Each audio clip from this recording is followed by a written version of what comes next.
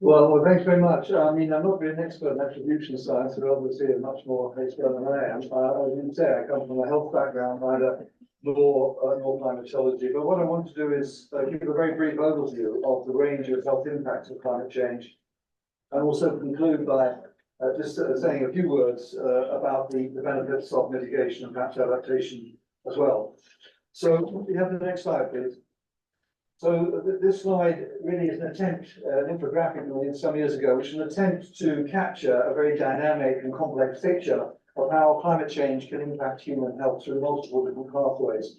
At the top, we see the accumulation of CO2 and short-lived climate pollutants causing effects on the climate that we all know about. And through a range of different demographic, socioeconomic, and local environmental factors, these affect the magnitude and the pattern of risks around the world. So climate change is being experienced in different ways around the world, depending on where you live, how resilient your health system is, and a range of other factors. And then through, on the middle of the slide, you can see the exposure pathways. I won't read them all out, but what you can see is that they range from very obvious extreme events like floods and droughts, heat stress, for example, the effects of air quality of climate change, which are quite wide-ranging, the effects of water quality and quantity, and then, of course, the impacts on food supply and safety, which are so important for nutrition. And currently, of course, we have a very dysfunctional food system, in which hundreds of millions of people suffer from undernutrition, and about 2 billion people are overweight or obese. So we already have a dysfunctional situation. And then, of course, a range of different infectious diseases. I won't have time to go into all of them. The most difficult one, but possibly the most important, are the pathways through social factors. So, for example, we know that there forced migration, increases in poverty, because as people, the temperature heats up, people can't work as much, and possibly effects on conflict as well. So, the next slide, please. As you know, there's the divergence now between the temperature that we're experiencing and the temperature we would have experienced in the absence of human-induced climate change. You see on the slide. On the right side, you can see a map, and that map is really a study that was led by colleagues, Liliana Becerra Cabrera and colleagues a few years ago, which attributed heat-related deaths to climate change. So it's important to understand that of all the thousands of studies that have been done linking health and climate, very few of them have been formal attribution studies. So they've just looked at climate variability and a link between and a health outcome. So this was one of the first attempts to actually attribute heat-related deaths to climate change. And they suggested that about a third, perhaps a bit more, of total heat deaths over recent decades in the sites where they had data. And that was in 43 countries. There weren't national data. There were 700 sites within these 43 countries. One of the things you can see from the map is the sort of grey areas there, and those are the areas where we don't have data. So some parts of the world we really want to know what's going on, like Sub-Saharan Africa, much of Asia, for example, Middle East. We really don't have data, very good data on things like heat-related deaths, because there often are death registration systems. So you don't know when someone dies. Difficult to do the studies, and so increasing now, particularly from our African colleagues, in integrating climatological and weather variables in some of the cohort studies that are going on in Sub-Saharan Africa. Next slide. But it isn't just death, of course, as I mentioned. As you heat the climate, it becomes more difficult to work. And this is a study we did some years ago, really, just showing how the increasing temperature will mean that by the middle part or perhaps latter part of the century, more than 1 billion people would not be able to work during the hottest month of the year safely. And because it's already happening, so there's already been billions of hours of work lost because of the heat we've had up to now. And that will expand, as you can see, quite dramatically. And that will particularly affect those people who work outdoors and cannot work in air-conditioned environments. Next. And this shows some data from one particularly vulnerable group we're particularly concerned about, based on the work that's been done by our colleagues in the Gambia, led by my colleague Anna Bonnell, and you can see that actually literally in the field there, and they're measuring the wet bulb globe temperature, which is a kind of integrates solar radiation, because some people are working in full sun, with temperature and humidity. And what you can see on the right side of the slide is the kind of physiological mechanisms. I don't have time to go into detail, but what we believe is happening is that as the pregnant women are exposed to these very extreme levels of heat, their bodies are trying to lose the heat. So in order to do that, they have to divert blood to the skin. That's the most effective way, as sweating and diverting blood to the skin. And that's depriving the placenta of blood. And so that means that the fetal heart rate is going up. So at the end of you can see the relationship there between the heat, the thermal stress, and the fetal heart rate. So we believe that's one of the mechanisms by which climate change will increasingly adversely affect the health of pregnant women and their offspring. Next. Next one. I will gloss over quickly over the next slide, but it basically just emphasises the fact this has consequences. And without going into the detail, most of these studies are done in actually temperate climates, so it's probably much worse in many parts of the world. But there's something like a 5% increase in preterm birth per degree over the optimal temperature for that particular region.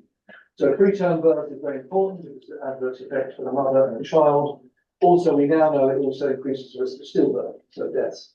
Very tragic, with obviously terrible physical effects, but also mental health effects on the mother as well. Next slide. We know that these complex climate emergencies have very pervasive effects on health, thanks to work of Freddie and her team.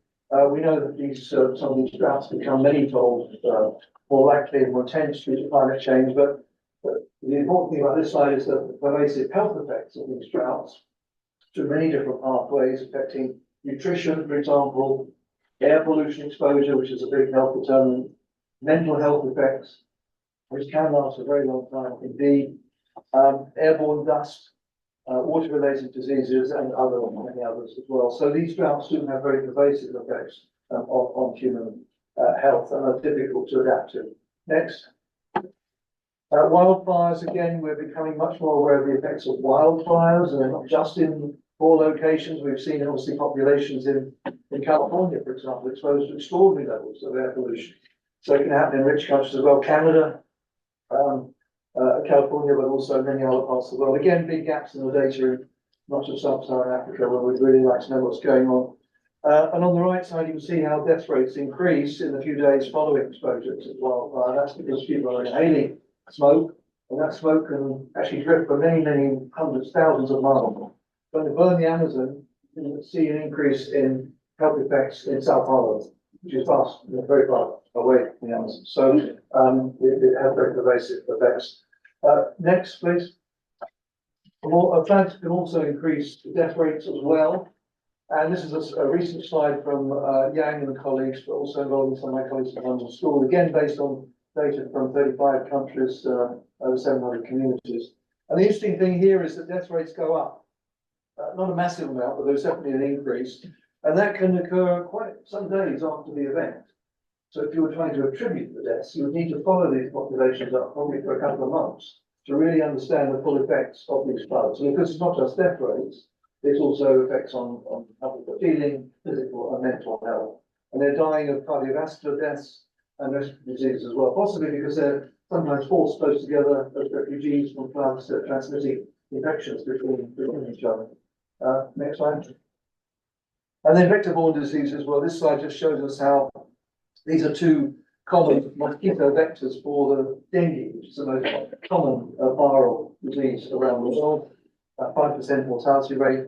And these two common vector species, you can see how their ability to transmit the infection has gone up in recent years because of climate change. We have good evidence of that now. It's not the only factor that's causing the spread of dengue. It's another thing about attribution. You have to look for other factors as well. There are other local factors, trade, and lots of things I could explain if I have more time. But climate is one of the important factors in disease like dengue and many other vector-borne diseases as well. Next. Are you doing okay? Yeah. Okay. Well, this just emphasises that there are a multiplicity of factors involved, and it's even in Europe we get these changes in the distribution of vector-borne diseases in Europe. We're seeing, for example, diseases like West Nile virus, which is a very nasty infection, Crimean Congo hemorrhagic fever, which is transmitted by ticks, and a whole range of other infections. We're seeing also outbreaks of dengue, because some dengue mosquitoes come into Europe now, and we're seeing some local transmission. So lots of things happening even in a wealthy continent like Europe. And you can see how different factors are involved. So we can't assume it's all climate. There are other factors of land use changes, for example, obviously changes in population movement, global trade and other factors. But climate is certainly a factor that's having an effect. Next. But we also have to distinguish human-induced climate change from natural variations like El Nino. And this just reminds us that with El Nino, there are changes in disease patterns around the world. So we're trying to separate human-induced climate change from natural fluctuations. We need to take into account the known relationships between the El Nino Southern Oscillation, and changes in the transmission of a whole range of infectious diseases, ranging from cholera to dengue to West Nile and so on, malaria in the highlands of Latin America. And so it depends much on where you are and the footprint of the El Nino around the world and the climate. Next, please. And the other interesting one is the zoonotic diseases. So COVID obviously is an example of a zoonotic disease. I'm not saying it's related to climate change, but it was. And that just reminds us that there are multiple pathways by which these zoonotic diseases may be increased in incidence and distribution. And this is a modelling study by a couple of years ago by Colin Carlson and colleagues, where they put together land use and climate change, and they modelled where this would wildlife facilitate the transmission of viruses from wildlife to domestic animals and then on to human populations. So where these this transmission starts to overlap with urbanisation, and that's the purple area in the map there. So you can see in India, for example, the Indian subcontinent, parts of Africa where urbanisation is taking place very rapidly, and some parts of Latin America as well, but also parts of Europe and North America. It's likely there's going to be increased viral transmission from wildlife to domestic animals and then on to humans. So almost certainly we'll see more of these zoonotic disease outbreaks in the future, and they could have very serious consequences, of course, as we saw with COVID. But it's a question of these multiple factors interacting. Next. And then the food system, of course, is a vital contributor to human health and human ill health. And on the right side, it's an old slide, I think it's still broadly correct, shows you where the impacts of climate change on the productivity of food crops are. And you can see that the red is largely in the tropical and subtropical regions, with some potential increases in temperate climates, but we don't know how long that will go on. And the other point to make there is that as you increase the level of CO2 in the atmosphere, it stimulates the growth of some crops. But the problem there is that it also reduces the level of micronutrients. So zinc and iron, for example, even the level of protein in some crops, and they're important for our health. So overall, nutrition is going to decline. And if you look at the climate, the agricultural modelers, you can see on the left there the red, increasing red and orange as the century goes on, then the effects of climate change get worse. And those have multiple implications for human health. They haven't been very well quantified, but they're undoubtedly very important. Next.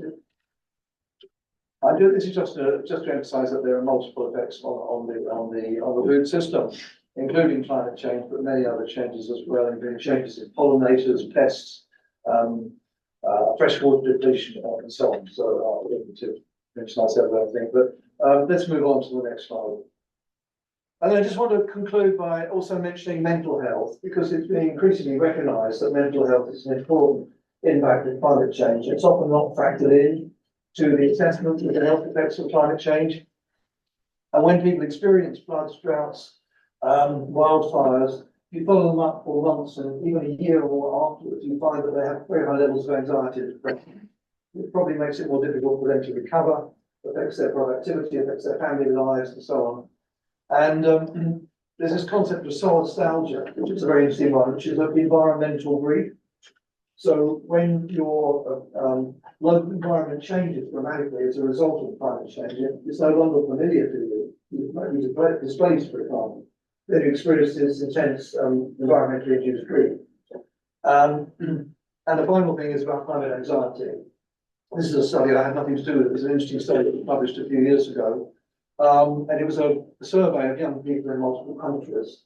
And what was really interesting to me was that 45% of them overall said that they had such extreme anxiety about climate change that it was impacting on their functioning. So it wasn't a kind of trivial issue, it was a kind of serious impact on their lives. And that was around the world, in fact in Nigeria, and even higher, Philippines, Nigeria, extremely high levels. So it's happening to young people now.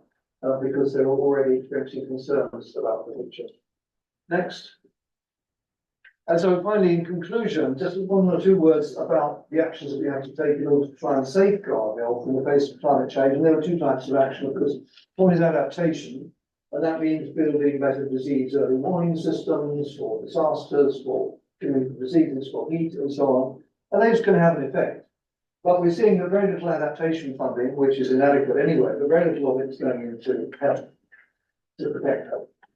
And also that the evidence base is quite weak. So although we know that some of these things should work, we don't actually know how well they're working in practice because no one's been investing in the kind of essential research that needs to be done. And that really surely is a role that funders and governments, where they can do so, should be filling. And also mitigation. We tend to put these two into different camps, and the adaptation folks often disaster relief and so on. Infrastructure, fire protection, the mitigation will work on energy, sometimes food systems. And increasingly we need to integrate them because what we're now thinking is what we need is climate resilient, net zero development. Rather than some arbitrary separation of these two types of policies. And mitigation will bring very big benefits to human health. Next slide, please. One example of that is the opportunity to prevent over 5 million excess deaths a year that can be attributed. This is one of a recent update we did of the ambient air pollution deaths from fossil fuels. So obviously air pollution comes from different sources. There's sometimes natural dust. It's the wildfires that I've mentioned, but this is fossil fuel related air pollution. And the top is total air pollution. The second one map is where you take out fossil fuel related air pollution. And the third map at the bottom is where you take out all the emissions related to human activities. And this is just the ambient outdoor air pollution. You can see that the only air pollution that will be remaining then would be around in those countries that have lots of natural dust, so in around Sahara and the Middle East.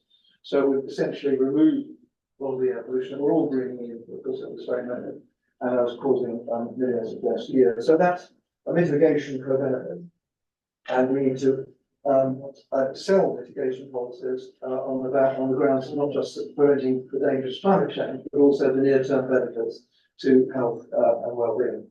So I'll stop there, but essentially climate change will have very myriad effects on human health, most of them negative. But climate action can have very positive benefits for human health, and we need to remember that in designing policies. And finally, we've created this evidence bank on the actions that can take us towards a healthy net zero future. Thank you. I'll stop there.